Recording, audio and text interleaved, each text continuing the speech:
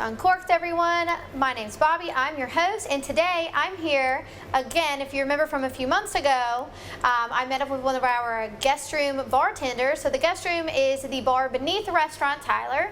This is Charlie Davis. Last time we did a Sazerac episode, but today we're going to be talking about their upcoming menu changes and cocktails for the fall season. So Charlie, what are you going to make for us today? Today we're going to be making a smoked apple pie. So this is going to be super simple stirred cocktail. We're going to start off with Laird's Applejack, which is basically an apple whiskey.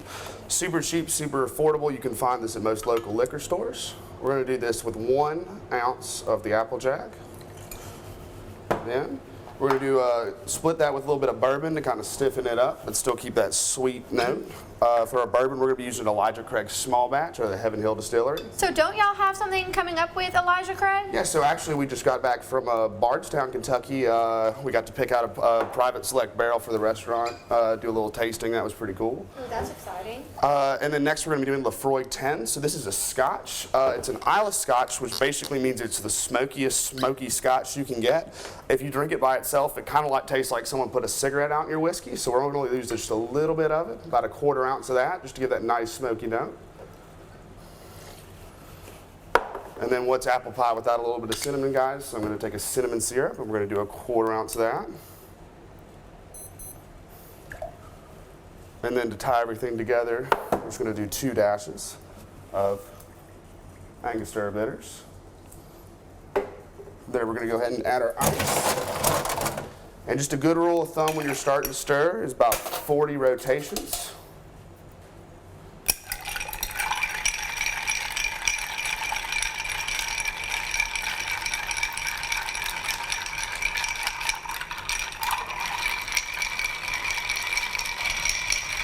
I could just watch people stir ice in cocktails all day. It's fascinating.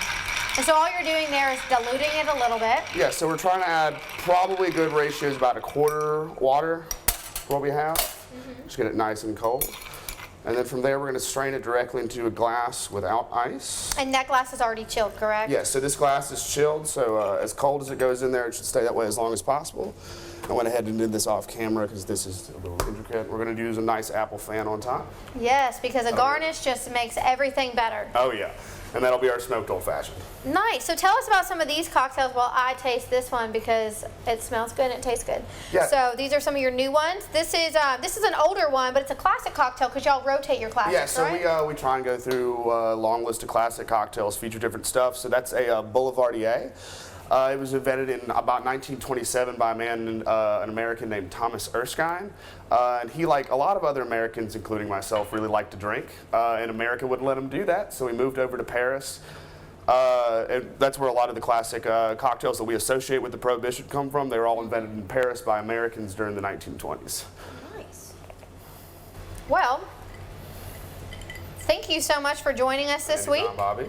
And we'll see y'all next time. Y'all head down to the guest room, check out their new menu, and go see them for dinner. They do serve food, the same menu as Restaurant Tyler. They just have different cocktails.